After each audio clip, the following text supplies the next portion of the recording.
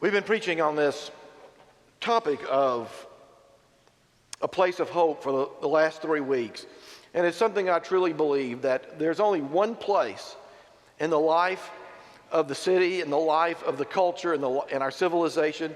There's only one place that consistently proclaims the message of hope, and that is the Church of Jesus Christ. And so we're going to finish up today talking about how this message of hope is truly, truly life-changing. It has been for you and me, and will be for many others to come. I'm going to take you to a passage most of you are familiar with. Paul's first letter to the Corinthians, the 13th chapter. You hear this mostly preached on the subject of love. I'm not going to preach on love this morning. In the back half, the bottom half of this passage, is a really powerful theological statement, and that's what we're going to get to, but we'll set the context by beginning with verse 4, words that some of you are very familiar with. Love is patient, love is kind, love is not envious or boastful or arrogant or rude. It does not insist on its own way. It is not irritable or resentful. It does not rejoice in wrongdoing, but rejoices in the truth. It bears all things, believes all things, hopes all things, endures all things. Love never ends. But as for prophecies, they will come to an end. Paul starts now, he's talking about the temporary nature of our life together. Prophecies will come to an end. As for tongues, they will cease. As for knowledge, he's talking about human knowledge, it will come to an end.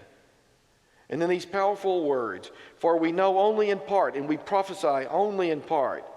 But when the complete comes, the partial will come to an end. When I was a child, I spoke like a child, I thought like a child, I reasoned like a child. When I became an adult, I put an end to childish ways. Now listen to the humility, the spiritual humility of the person who understood more about Jesus than anyone who has ever lived. For now we see as in a mirror dimly, but someday we will see face to face. Now I know only in part. Then I will know fully, even as I have been fully known. And this is the way I like to translate this last statement. In the meantime, faith, hope, and love abide. These three, but the greatest of these is love. This is the word of the Lord. Thanks be to God. I want to start off this morning by asking you a question, and I intend it to be a very personal question. What is the source of hope in your life? And by that I mean, what is the guiding principle? We've really been talking about this ever since Easter, trying to help ourselves construct a framework and understanding of life out of which we can live out our lives as Christian disciples. What is the guiding principle in your life that allows you to live out of hope rather than out of despair, that allows you to live with joy rather than out of grief, that allows you to live with love rather than resentment? What is the source of hope in your personal life? Well, while you're thinking about that, I want to read a part of a speech to you from a person who understood very clearly the source of his hope in life. It's a speech many of you have heard. It's the end of a speech that was given on April the 3rd, 1968 by Martin Luther King. Earlier that day, he had boarded a plane in Atlanta on the way to Memphis. The plane took off late. The pilot came on the intercom and said, "Folks, I'm sorry we're running a bit late. Dr. Martin Luther King is on our plane today, and there have been death threats against his life. And so to be extra safe and secure, we did a double check of all the baggage." That's 21st century security in 1968, believe it or not. The plane landed safely in Memphis, and that night there was a rally, and Dr. King gave a speech. This is the end of his speech. "Well, I don't know what will happen now. We've got some difficult days ahead. But it doesn't matter with me now, because I've been to the mountaintop, and I don't mind. Like anybody, I would like to live a long life. Longevity has its place. But I'm not concerned about that now. I just want to do God's will. And He's allowed me to go up to the mountain. And I've looked over, and I've seen the promised land. I may not get there with you, but I want you to know tonight that we as a people will get to the promised land. And I'm happy tonight. I'm happy tonight. I'm not worried about anything. I'm not fearing any man. I'm happy tonight.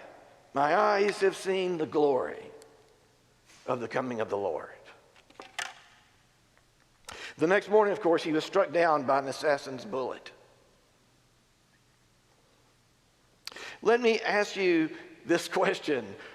What was the guiding principle of Martin Luther King's life? We know it, don't we?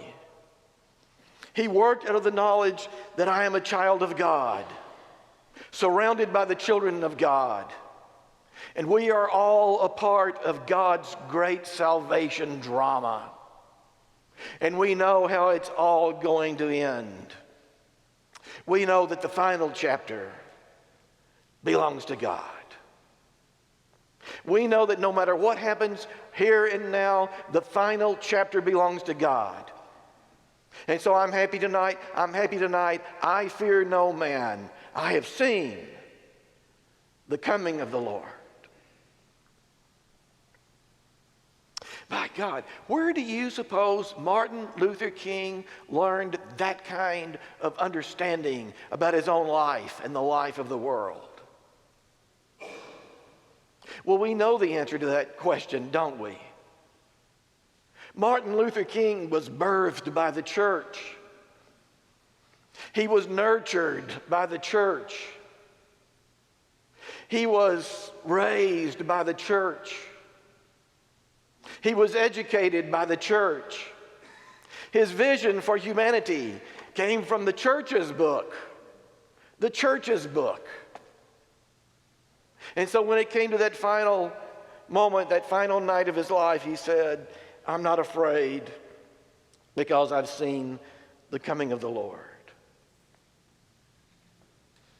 What happened to that church?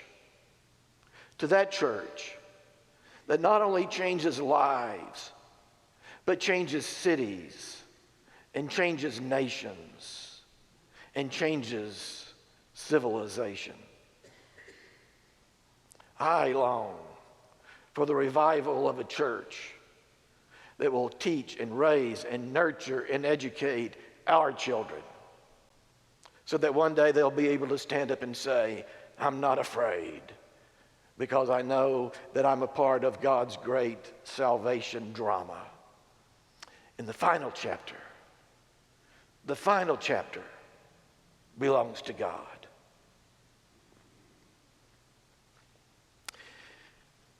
We turn to this 13th chapter of Paul's letter to the Corinthians, and I just think it's a remarkable chapter.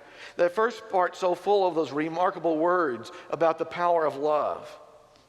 But then in the second half of this chapter, the second half that we overlook so often, Paul talks about his humility and his sense of the fragile nature of life. He says, look, let's admit this. When it comes to knowledge, we don't have much knowledge that really lasts forever. When it comes to all of the things that we would like to claim in life, everything passes away. At some point, everything passes away. Except this. We know that the end still belongs to God. Knowledge passes away, wisdom passes away, the speaking in tongues passes away. But God's hope never passes away. And then he says, now we see as in a mirror dimly. In many ways, I wonder if this was what was behind Dr. King's speech. He says, we see now as in a mirror dimly, but we know that one day we will see everything. Because the final chapter belongs to God. And that is the source of our hope. And then he concludes with these words, but in the meantime, In the meantime, while we live in a world that is confusing, that is difficult, sometimes painful and unjust, in the meantime, we have these three: faith, hope, and love. These three, faith, hope, and love, abide. And what Paul is really saying is that these three, faith, hope, and love, these are the gifts of God to the church, and they're the gift of the church to humanity. So let me just ask you this question. What other institution in American life today proclaims these three: faith, hope, and love? Is it the government? Is it the school system? You can go ahead and list all of the social institutions you know of in our common life together. These three are the gift of God to the church: faith, hope, and love. Only the church proclaims faith, hope, and love. Sometimes I think we have forgotten what it is that is most powerful about the church. You see, the church doesn't really exist in order to do social work. We do powerful social work. We are called by God to do powerful and life-changing social work. You're going to see a video about that in just a moment. That's part of what we do, but that's not the reason we exist. We don't exist just for the purpose of providing powerful and life-changing fellowship. Some of you came from Sunday school. Your small group Bible study may be the most important group in your life. But that's not the reason we are called together as the church. We don't exist as a church to defend doctrine. Sometimes that conversation is important.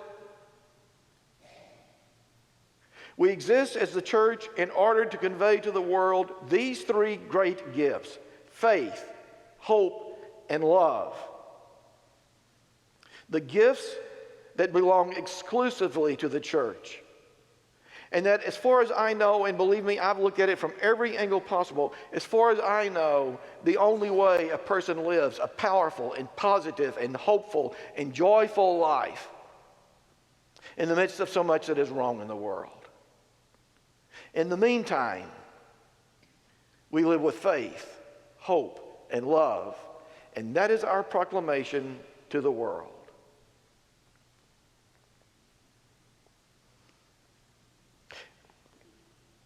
I don't know what the future of the church is, but I hope and pray that we are on the edge of a new revival, because it's never been needed more than in this moment in our common life together.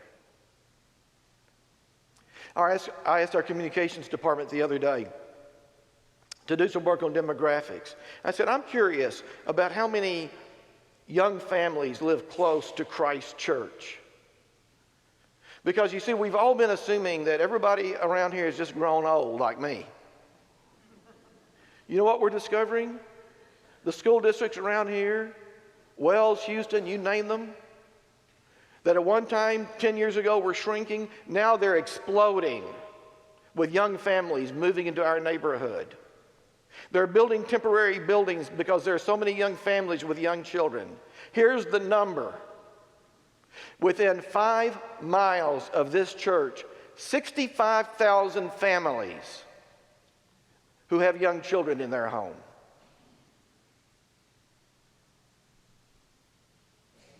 Who's going to teach those children about the love of Christ or the hope that comes with a life of faith?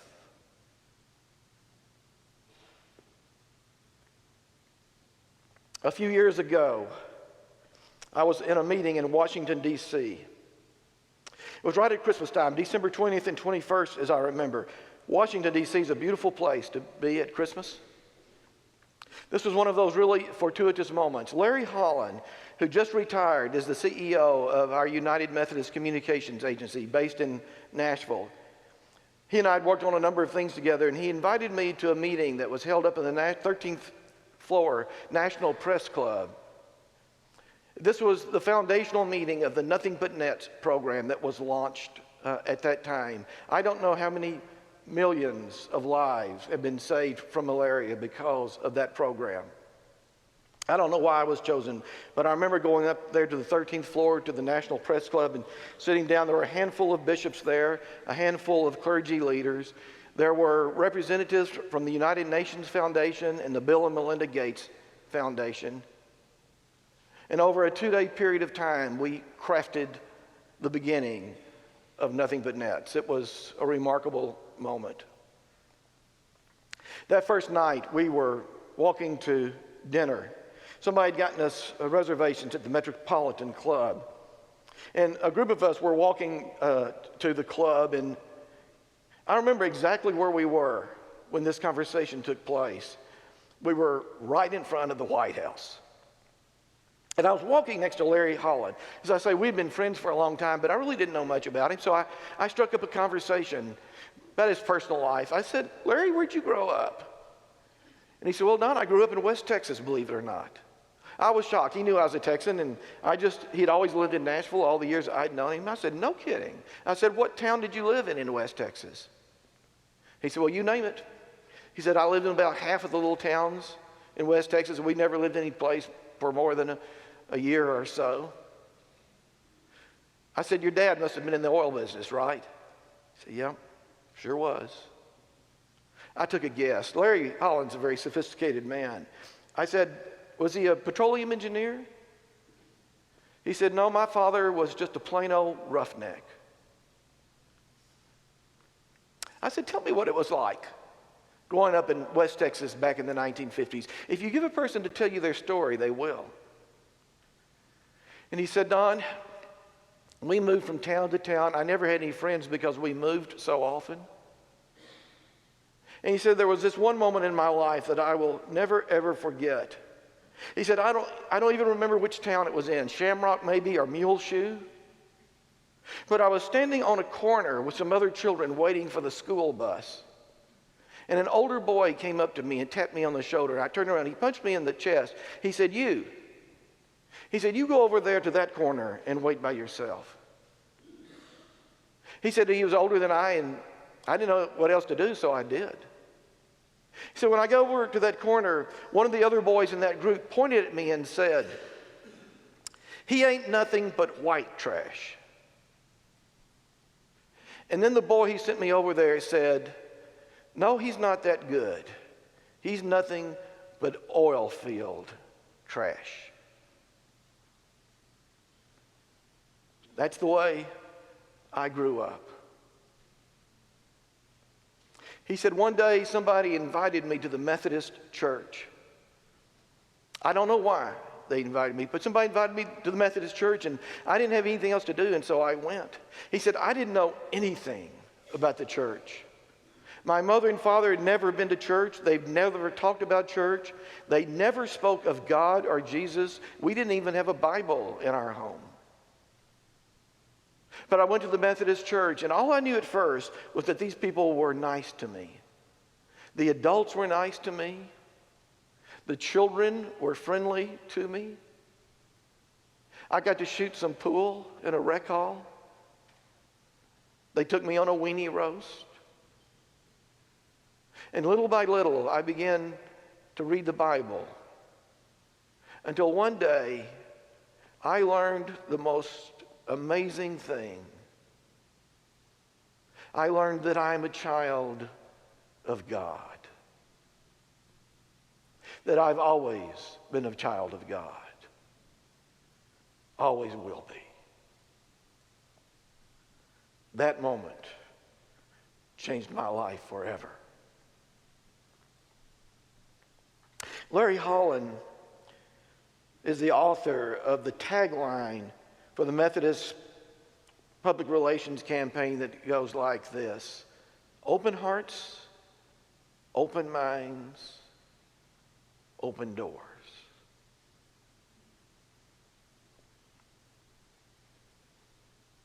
I don't know what your hope and dreams are for your life. I don't know what your hope and dreams are for this church. But I can tell you what my hopes and dreams are.